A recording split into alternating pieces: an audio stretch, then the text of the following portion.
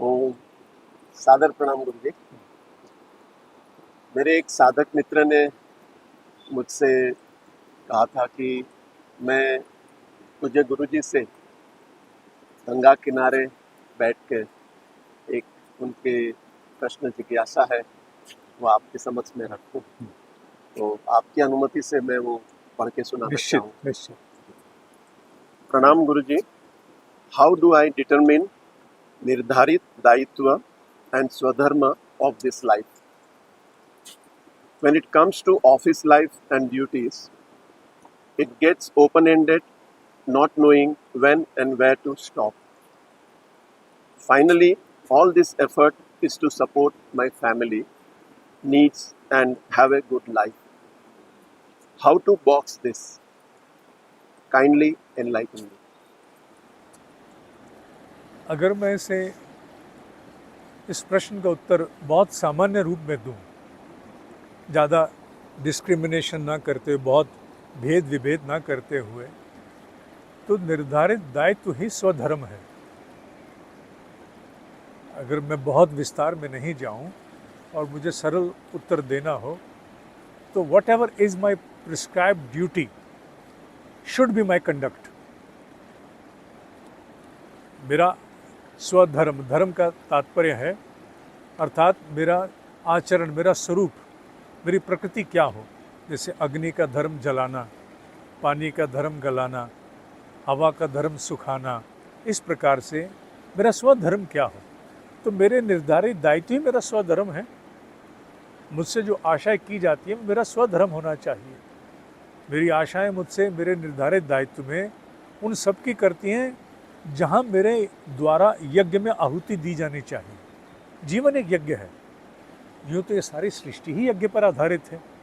यज्ञ का तात्पर्य वो कुंड में आहुति डालना पर्याप्त नहीं होता।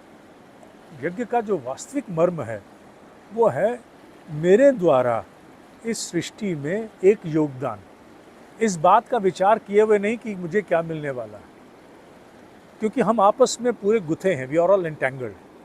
सो where is my participating role? How do I participate? My participatory role has to be ensured. मेरे द्वारा किए जाने वाले कर्म को मुझे सुनिश्चित करना है। यज्ञ में आहुति, वो यज्ञ मेरा इस प्रकार का भी हो सकता है जिसमें मेरा व्यवसाय हो, मेरी जो ऑफिस की ड्यूटीज़ हैं वो यज्ञ मेरा वो भी हो सकता है। जो मेरे परिवार के प्रति मेरे दायित्व हैं वो यज्ञ मेरा राष्ट्रीय स्तर पर एक नागरिक की भूमिका में हो सकता है। वो यज्ञ मेरा पूरे विश्व के स्तर पर एक वैश्विक स्तर के नागरिक का हो सकता है। वो यज्ञ मेरा प्रकृति के संदर्भ में हो सकता है, फॉर द नेचर, कि मैं कैसे इसमें सहयोग करूं। वो मेरा इस पूरी संस्कृति के रूप में भी हो सकता है। जीवन जीने की शैली, मेरी सोच की धाराएं, मेरे अतीत की, मेरे पूर्वजों के संचित जितने भी ज्ञान के भंडार हैं उनके प्रति मेरा दायित्व बनता है। तो जहाँ जहाँ पर मनुष्य की इस जीवन रूपी यज्ञ में आहुति है वहाँ वहाँ उसके निर्धारित दायित्व हैं। अपनी अपनी समझ और अपनी अपनी क्षमता से ही निर्धारित किया जाता है कि मुझे कहाँ तक, किस सीमा तक पहुँचना है, कहाँ तक जाना है। ये मुझे अपने स्वयं स्तर पर निर्धारित करना है। क्योंकि निर्धारित दायित्वों में स्वरूप अलग हो सकते हैं। एक पुलिस वाले का अलग होगा, एक टेक्नोलॉजी वाले का अलग होगा, एक टीचर का अलग हो सकता है, स्वरूप अलग है, पर मूल मर्म एक ही है। जिस कार्य के लिए मुझे यहाँ नियुक्त किया गया है उसकी जो भी आवश्यकता मुझे उसको पूरा करना है। तो स्वधर्म और निर्धारित दायित्व, ये परिभाषा का एक मोटा स्वरूप यही है। इसी के प्रकाश में निर्णय करना है। और बात रही अब ये कि जब निर्धारित दायित्व का हम पालन करते हैं, जो उनका प्रश्न आया बीच में, क्योंकि विसंगतियां आती हैं जब हम व्यवसाय में कार्य करते हैं, उसके अपने लक्ष्य होते हैं, उसके अपने समय की मांग होती है, वो अपने हिस्से का ध्यान मांगता है, उसके अपने हिस्से के आशंकाएं हैं, भय हैं, अनिश्चितता है, अनसर्टनिटी, फियर, एंग्जाइटी, वो आते हैं। टाइमलाइन डिफरेंट है। उधर पारिवारिक जीवन भी है। पारिवारिक जीवन की भी अपनी आवश्यकताएं हैं, क्योंकि मैं तो जीव एक हूँ ना। चाहे मैं कंपनी के आधार से हूँ जहाँ मैं व्यवसाय करता हूँ, और चाहे मैं अपने परिवार में हूँ, जीव एक हूँ। अब मुझे ही बांटा जाएगा और मेरे द्वारा सभी जगह आशाएं पूरी होनी अनिवार्य हैं, वो घर पर भी और वहाँ भी। इसमें ये तो ठीक है कि समय समय पर स्थितियाँ आती हैं जहाँ कई बार एक स्थान को विशेष ध्यान दिया जाता है, दूसरे पर थोड़ा सा हाथ खींचा जाता है। यूँ कहें कि अगर एक बच्चा 7वीं में पढ़ता है, if you have 2 children and another one is in the 12th standard with the board examination, तो 7वीं वाले बच्चे के लिए भी पढ़ाई महत्वपूर्ण है, 12वीं वाले के लिए भी है। पर अगर 12वीं वाले का बोर्ड है तो उसकी और एक विशेष ध्यान जाएगा। You have to apportion a special, जिसे कहा जाए a caveat for that child, special priority दी जाएगी। दोनों बराबर हैं, दोनों में कोई समझौता नहीं, पर समय ऐसा है कि बोर्ड के परीक्षाएं हैं, उसको समय अधिक दे दो, प्रेफरेंस दे दो। ये भी ठीक है, पर इसलिए अभी उसको मुख्य माना जाए। जीवन में 2 बच्चों की तरह से हैं, ये दोनों बच्चे हैं। ये ठीक है, कभी व्यवसाय 12वीं क्लास का बच्चा बन जाता है, हमसे बहुत कुछ मांग लेता है, जो परिवार को हम फिर कहीं हाथ खींचते हैं, और कभी परिवार 12वीं कक्षा का बच्चा बन जाता है, निर्धारित ड्यूटी से थोड़ा सा हम एक संतुलन बना के पीछे हटते हैं। तो ये उतार चढ़ाव तो स्वाभाविक है, चलता है। इसमें समस्या एक आती है, ये तो एक मोटे रूप से बात हो गई। समस्या क्या होती है, वो जो व्यक्ति है वो जहाँ कहीं से भी हाथ थोड़ा सा कम करता है, उस पर उसी क्षेत्र के तनाव, दबाव और वहाँ के आक्षेप आने। People start commenting upon you, you're not giving your optimum, you're not doing your best, you could have done better, where are you? तो व्यवसाय वाले भी कह सकते हैं, you have the target assigned to you, we expect this from you। परिवार भी कह सकता है, तेरे से इतनी आशाएं, तूने किया क्या इतने दिनों में? तो ऐसे में वो जो जीव है वो टूटना शुरू हो जाता है। वो कहता है मैं करूं तो करूं क्या, किसकी सुनूं, किसकी करूं? ये ठीक है, वो असमंजस, वो डायलेमा, वो डायकोटमी तो रहेगी, उसको तो दूर नहीं कर सकते। पर उस डायलेमा डायकोटमी से जो उसके शरीर और मन पर दुष्प्रभाव पड़ते हैं, उन्हें संभाला जा सकता है। The kind of the venomous impel cast by such a dichotomy or dilemma, which otherwise goes on to burn you out, to really जिसे कहते हैं thwart your existence, उठा के फेंक देती है, उसे बचाया जा सकता है। और उसे बचाए जाने के लिए you have to evolve at the level of understanding।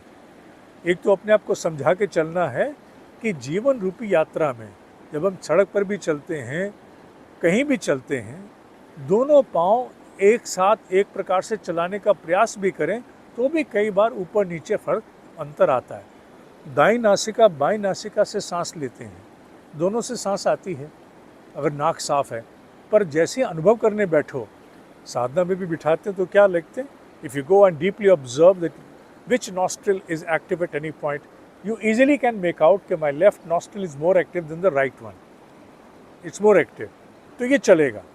Life is like a breath coming from your nostrils, it will never happen कि both nostrils remain active at the same time। वो जब होती हैं तो बहुत अलग अवस्था है, that's very rare। In normal parlance, either the right shall be active or the left shall be active।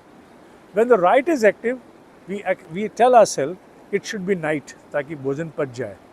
The left is active, इसे दिन का समय है, इस समय मस्तिष्क शांत रहे, इसलिए left one is considered to be cold, right is hot, left is cold। दिन में ये चलनी चाहिए। कुछ ऐसा ही प्रशिक्षण अपने आप को देना है कि ठीक है, जीवन की स्थितियाँ सारी नहीं बदल सकते, I can't change things, they are going to be uneven, they are going to be uneven, this is going to, but where I have to maintain a stability is within myself। मुझे एक उदाहरण बड़ा आधुनिक लेना पड़ रहा है इससे, इसी भाव को समझा के। आजकल मोबाइल फ़ोन्स के साथ जो लोग वीडियो बनाते हैं, वो एक उपकरण इस्तेमाल करते हैं, they use an equipment which is termed as gimbal. Gimbal, now the beauty of the gimbal is, बहुत से लोग इसको परिचित हैं, even if you are running and you are recording a video, आप दौड़ रहे हो, वीडियो बना रहे हो, तो आपके जो कदमों की दौड़ है, ऊपर नीचे, कैमरा ऊपर नीचे, वो नहीं आएगा। कैमरा स्थिर रहता है, कैमरा स्थिर रहेगा, वीडियो में नहीं। अब तो मोबाइल फ़ोन भी कहते हैं ऐसे फीचर डालने शुरू हो गए जिसमें stability is also a feature. पर गिम्बल से कहते हैं आप भागो, आपके उठा पटक से video frame will remain stationary. It's something like that. You have to run with one leg for your family, another leg for your professional dispensation. एक परिवार एक पैर रात भागेगा व्यवसाय के लिए निर्धारित दायित्व और दूसरा पैर भागेगा परिवार के निर्धारित दायित्व। अब तुम्हें गिम्बल बनना है जिससे वो जो डिस्टर्बेंस है वो नहीं आए, और गिम्बल बनने का तरीका एक ही है, और वो तरीका ये है अपने आप को एक ही बात समझा के चलना। मुझसे जब भी जिस समय भी जो बन पड़ रहा है, मैं सामने की प्राथमिकता के अनुसार आचरण कर रहा हूँ, कर रही हूँ, क्योंकि व्यवसाय में दोनों बराबर से हैं, और ये सब कुछ मेरा ईश्वर को समर्पित है। Every single dispensation that I am doing is a submission before the Almighty, मेरे उत्कर्ष के लिए। वो मेरे लिए तनाव का कारण नहीं है, वो मेरे लिए असमंजस, कहते हैं ना कि डायकोटमी, सो स्ट्रॉन्ग डायकोटमी, क्या करूं, किंग कर्तव्य मूढ़ावस्था जिसे कहते हैं, मैं I could not ascertain what exactly has to be done, वो नहीं हो। मेरा हर कर्म हर स्थिति में ईश्वर को समर्पित है। Even during moments of great distress, बाहर कितना भी डिस्ट्रेस हो, भीतर गिम्बल लगा हो, बाहर डिस्ट्रेस है, बहुत डिस्ट्रेस है बाहर, एक एक क्षण ऐसा बीत रहा है कि जो तोड़ देगा, तब भी भीतर का गिम्बल एक ही बात कहे, ये हर पल मेरा हर रिस्पॉन्स, मेरे द्वारा कहा गया एक एक शब्द, वो वास्तविकता में ईश्वर की आराधना है। मैं ईश्वर की आराधना में हूँ, मैं और कुछ नहीं कर रहा हूँ। तो उससे क्या होगा, उससे वो जो हम खंड खंड टूटते हैं उससे हम बच जाएंगे। जीवन अपने प्रवाह में चलेगा, जीवन रुकने वाला नहीं है। ना आने वाले समय में आपके व्यवसाय की जो आपसे मांग है, आवश्यकता है ना, वो बदलने वाली हैं। वो उतार चढ़ाव चलेंगे, चलने दो ना। परिवार की ओर से भी प्राथमिकताएं बदलती रहेंगी, बदलने दो ना, कोई बात नहीं। जब जैसा जितना बन पड़े करते चलो, पर एक ही भाव बनाए रखो, मेरा हर कर्म ईश्वर तुझे समर्पित है। तो वो जो otherwise which you could have accumulated in the form of lot of agony, pain, dissatisfaction, frustration, that inner, जिसे कहते हैं inner bearing, your inner self being torn apart, you'll be saved from that. And that's more important, because आज जो पल है वो कितना भी खतरनाक हो, however dangerous it may be, fatal that may be, निकल जाएगा ना। तो निकले, तुम ठीक ठाक निकलो, तुम खंड खंड बिखर के ना निकलना। You should not be crushed, you should not get tampered within, you should come out unscathed। ये महत्वपूर्ण है। तो उन्हें एक ही बात कहनी है, हर स्थिति में हर कर्म ईश्वर को समर्पित करते हुए चलो। ठीक।